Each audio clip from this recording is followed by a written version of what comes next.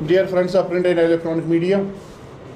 अस्सलाम वालेकुम वरहमतुल्लाहि वबरकातुहू। आप सब दोस्तों का तहे दिल से शुक्रिया, आपने शॉर्ट नोट्स में यहाँ पे तशरीफ़ लाया।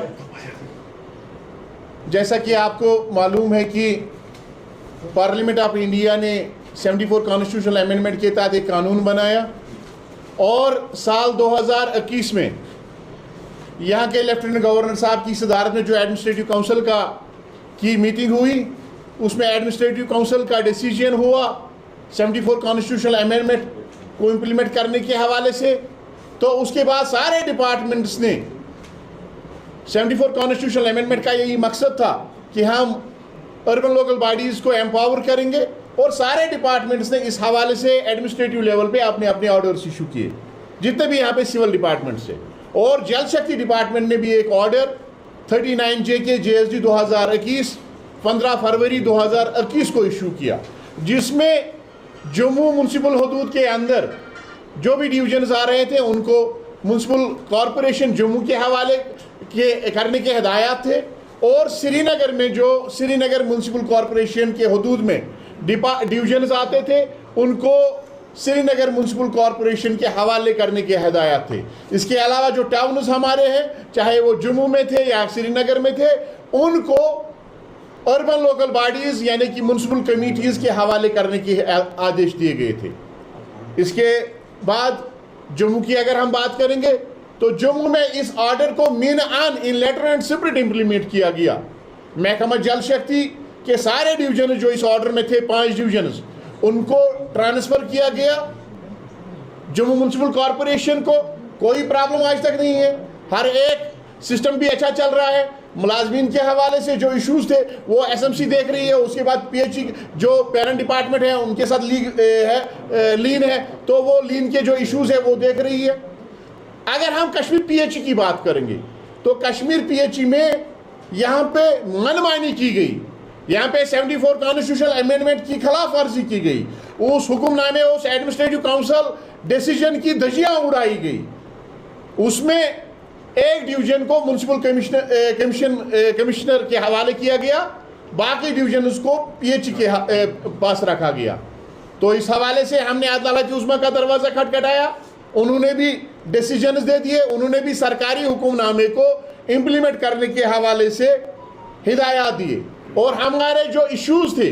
हमने उनको हाईलाइट करके उन मुतालबात का सोल्यूशन और उन मुतालबात का हल ढूंढने के लिए सरकार से मुतालबा किया। तो सरकार ने भी फरवरी 2025 में एक कमेटी तश्कील दी चीफ सेक्रेटरी साहब की सदारत में, उनकी सरबराही में, जिस कमेटी का मकसद ये था कि वो इश्यूज़ को देखे, वो मामलात को देखे, वो मुतालबात को देखे और इनका सोल्यूशन, इनका हल ढूंढ के सरकार के सामने पेश करें। एक ऑर्डर जनरल एडमिनिस्ट्रेटिव डिपार्टमेंट ने इशू किया है। अब उसके बाद जल शक्ति के additional chief secretary Shaleen Kabra साहब ने इस कमेटी के तनाजुर में, इस कमेटी के सिलसिले में चीफ इंजीनियर PHE और चीफ इंजीनियर जम्मू से इंफॉर्मेशन हासिल करने की कोशिश की। लेकिन अफसोस के साथ कहना पड़ता है, हमें उस वक्त हैरानगी हुई कि पार्लियामेंट ऑफ इंडिया जो पूरे हिंदुस्तान की बड़ी पंचायत है, उसके बाद एडमिनिस्ट्रेटिव काउंसिल जिसकी सरबराही यहाँ के लेफ्टिनेंट गवर्नर साहब कर रहे थे, उसके बाद एडमिनिस्ट्रेटिव काउंसिल का एडमिनिस्ट्रेटिव डिपार्टमेंट का डिसीजन जिसका हेड हमारा financial commissioner additional chief secretary साहब शलीन काबरा साहब कर रहे हैं, इनके ऑर्डर को इम्प्लीमेंट करने के बजाय, इनके ऑर्डर को ज़मीनी सतह पे इम्प्लीमेंट करने के बजाय, लोगों को फ़ायदा देने के बजाय इस ऑर्डर को बलाई ताक रखकर इस हवाले से कोई कोशिश नहीं की जा रही है, कोई पेशरफ्त नहीं हुई। इसके बरक्स चीफ इंजीनियर PHE कश्मीर अपनी लेवल पे और एक कमेटी तश्कील देता है, और उस कमेटी का ये मकसद होता है कि आप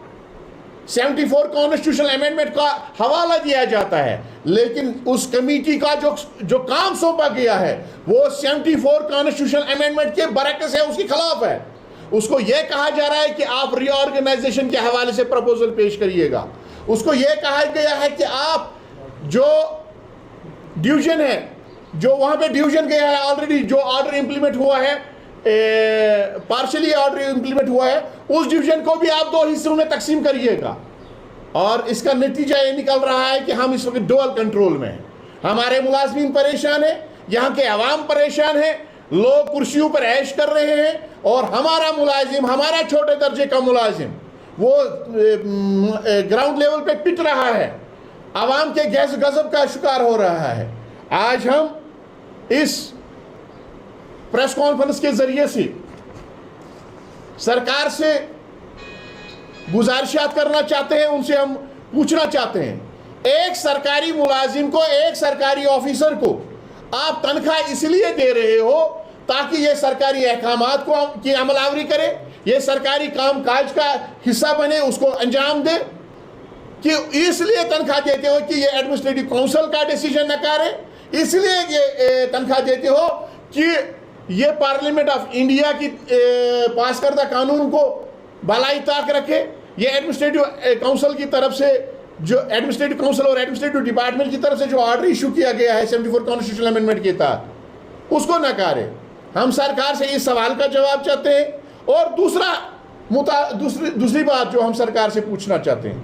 अगर जम्मू पीएचई इसी यूटी जम्मू कश्मीर का हिस्सा है, एडमिनिस्ट्रेटिव डिपार्टमेंट हमारा एक ही है, हमारा चीफ इंजीनियर 2 है, लेकिन हमारा जो मंत्री है एक ही है, एक ही चीफ मिनिस्टर के मातहत वो भी आते हैं, एक ही फाइनेंस डिपार्टमेंट से वो भी पैसे और फंडिंग लेते हैं, सरकार उसी सरकारी खजाने से वो भी तनख्वाह लेते हैं, जिससे पीएचई चीफ इंजीनियर और पीएचई चीफ इंजीनियर जम्मू तनख्वाह लेता है, और वही फाइनेंस डिपार्टमेंट उसका भी है, वही वजीर आला उसका भी, और वही वजीर आला इसका भी है। लेकिन क्या वजह है, अगर जम्मू वालों ने इंप्लीमेंट किया 74 कॉन्स्टिट्यूशनल अमेंडमेंट को, तो कश्मीर वाले क्यों भीख मांग रहे हैं उस आर्डर को इंप्लीमेंट करने के लिए, जो order parliament of India, administrative council और एडमिनिस्ट्रेटिव डिपार्टमेंट ने इशू किया है? यह सरकारी आर्डर है, यह कोई किसी और रियासत से और किसी मुल्क से आर्डर नहीं आया हुआ है। तो हम इनसे पूछना चाहते हैं कि पिछले 4 साल बरसों से, पिछले 4 सालों से आप बहानाबाजी से काम ले रहे हो, और यहाँ का जो एडमिनिस्ट्रेटिव डिपार्टमेंट है, यहाँ की जो सरकार है, वो बेबस नजर आ रही है चीफ इंजीनियर पीएचई कश्मीर के सामने। इसके वजूहात क्या है, हम सरकार से पूछना चाहते हैं। और दूसरी बात, हम चीफ इंजीनियर पीएचई से गुजारिश करना चाहेंगे, अदबन एहतराम उनसे पूछना चाहेंगे, अगर ये पार्लियामेंट ऑफ इंडिया ने पास किया है, अगर इसको सारी रियासतें मानते हैं, अगर हमारा जम्मू जो इस यूटी का एक हिस्सा है, अगर वो मानते हैं, क्या आप पार्लियामेंट का पास करदा कानून को नहीं मानते हो? क्या आपको एडमिनिस्ट्रेटिव काउंसिल या एडमिनिस्ट्रेटिव डिपार्टमेंट का ऑर्डर मंजूर नहीं है? हम इसकी वजाहत चाहते हैं। और बहरहाल Kashmir PHE joint employees association, जो यहाँ के मुलाजमीन की नुमाइंदा तंजीम है, हम किसी ऐसी रीऑर्गेनाइजेशन फार्मूला को इंप्लीमेंट करने की इजाजत नहीं देंगे जो 74 कॉन्स्टिट्यूशनल अमेंडमेंट के खिलाफ होगी। अगर ये बहाना बना रहे हैं कि ये एसएमसी के साथ नहीं है, फिर ये पार्लियामेंट ऑफ इंडिया की मुखालफत करते हैं। अगर ये बहाना बना रहे हैं कि ये सिस्टम चलेगा नहीं, मैं इनसे पूछना चाहता हूं, फंक्शन यानी कि जो हमारा इंफ्रास्ट्रक्चर है, चाहे प्लांट्स है, डिस्ट्रीब्यूशन नेटवर्क है, पाइप नेटवर्क है, हमारे ओएसटीज है, हमारे एसआरस है, हमारे ट्यूबवेल स्टेशन है, हमारे पंप स्टेशन है, हमारे ओएसटीज है, वो एसएमसी के पास भी वही है जो है पीएचई के पास वही पहले थी। अपनी जगह से वो तो हिले नहीं, उनको कोई किसी ने टायर नहीं लगाया, अब उनकी जगह तब्दील की गई। और फंक्शनरीज एक कैजुअल लेबर से चीफ इंजीनियर लेवल तक वही बंदे हैं जो उस वक्त पीएचई में थे, उन जिनको ट्रांसफ़र किया गया म्युनिसिपल कॉरपोरेशन को। अगर यहाँ पे ये सिस्टम चला रहे हैं, वहाँ पे भी वही सिस्टम चला रहे हैं। वहाँ पे तो आपने नए लोगों को नहीं लाना है, वहाँ पे आप पानी के बजाय नलों के जरिए से दूध या शहद नहीं पहुँचाओगे कंज्यूमर तक। तो क्या वजह है, किन बुनियादों पर, किस चीज़ की आप पर्दादारी कर रहे हो? क्या मकसद है आपका, ज़ाती मकसद, जिस मकसद की बुनियाद पे आप 74 कॉन्स्टिट्यूशनल अमेंडमेंट को पारा पारा करना चाहते हो? ये संगीन अल्फाज है, मैं उनसे माफ़ी चाहता हूँ, लेकिन मजबूर है हम ये कहने के लिए। अदालत उज़्मा का भी आप नहीं मान रहे हो, सरकार का भी आप नहीं मान रहे हो, पार्लियामेंट ऑफ इंडिया जो हिंदुस्तान की बड़ी पंचायत है उसका भी नहीं मान रहे हो, तो किसका आप मानोगे? हम उसी के पास चले जाएंगे। क्यों हम सब्र करें, क्यों यहाँ की आवाम सब्र करे? क्यों आप कमेटियों पे कमेटियां तश्कील दे रहे हो? जम्मू में तो ऐसा नहीं हुआ। तो बहरहाल Kashmir PHE joint employees association ने यह फैसला कर लिया है 74 कॉन्स्टिट्यूशनल अमेंडमेंट की खिलाफ वर्जियों के खिलाफ, जो ये वायलेशंस कर रहे हैं, जो ये कमेटियों पे कमेटियां दे रहे हैं, तश्कील दे रहे हैं, और जो ये बहानाबाजी से काम ले रहे हैं, इसके खिलाफ। और 74 कॉन्स्टिट्यूशनल अमेंडमेंट के तहत जो order government order number 39 JK-JSD issue किया गया है, उस ऑर्डर को इंप्लीमेंट करने के हवाले से उसके सपोर्ट में हमने फैसला कर लिया है कि हम कल 22 जुलाई को अलामती एहतिजाज symbolic peaceful protest demonstration water workers division Srinagar में करेंगे। अगर हमारी बात को नहीं सुना गया, अगर इन प्रपोजल्स को तर्क नहीं किया गया और 74 कॉन्स्टिट्यूशनल अमेंडमेंट को इन लेटर एंड स्पिरिट मीनो अन लागू नहीं किया गया, तो हमने फैसला कर लिया है कि तंग आमद व जंग आमद, हम काम छोड़ हड़ताल पे जाएंगे। हम नहीं चाहते हैं कि ऐसे हालात में जब पानी के ज़खायर खुश्क हुए होंगे, टेम्परेचर बहुत बढ़ गया होगा, पिछले 73 ईयर्स में पहली बार इतना ज़्यादा टेम्परेचर देखने को मिल रहा है, और यहाँ की आवाम तक की डिमांड भी, पानी की डिमांड बहुत ज़्यादा है। हम नहीं चाहते इन हालात में हम जो मुश्किलात से हमारी आवाम गुजर रही है, हम नहीं चाहते उनकी मुश्किलात में और ज़्यादा इजाफा करें,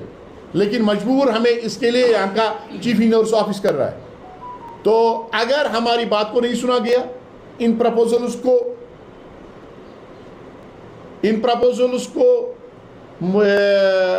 फिलहाल साइड में नहीं रखा गया, और 74 कॉन्स्टिट्यूशनल अमेंडमेंट के तहत जो ऑर्डर इशू आया गवर्नमेंट ऑर्डर नंबर 39 उसको इंप्लीमेंट नहीं किया गया, तो हम काम छोड़ हड़ताल पे जाएंगे। और काम छोड़ हड़ताल का नतीजा ये होगा कि आपका यहाँ का सिस्टम जो है वो मुकम्मल काम करने वाले बैठ जाएंगे, तो काम ठप हो जाएगा, पानी की एक बूंद किसी जगह नहीं मिलेगी। तो इसकी तमाम तर जिम्मेदारी यहाँ के चीफ इंजीनियर पीएचई कश्मीर जनाब चौधरी ताज साहब पे आयद होगी। इसके साथ ही हम financial commissioner, additional chief secretary PHE Jammu Kashmir जल शक्ति डिपार्टमेंट, उनसे गुजारिश करेंगे, दर्दमंदाना अपील हमारी उनसे होगी कि वो इस मामले में ज़ाती दिलचस्पी लेकर 74 कॉन्स्टिट्यूशनल अमेंडमेंट को इम्प्लीमेंट करने में अपना अहम रोल अदा करें।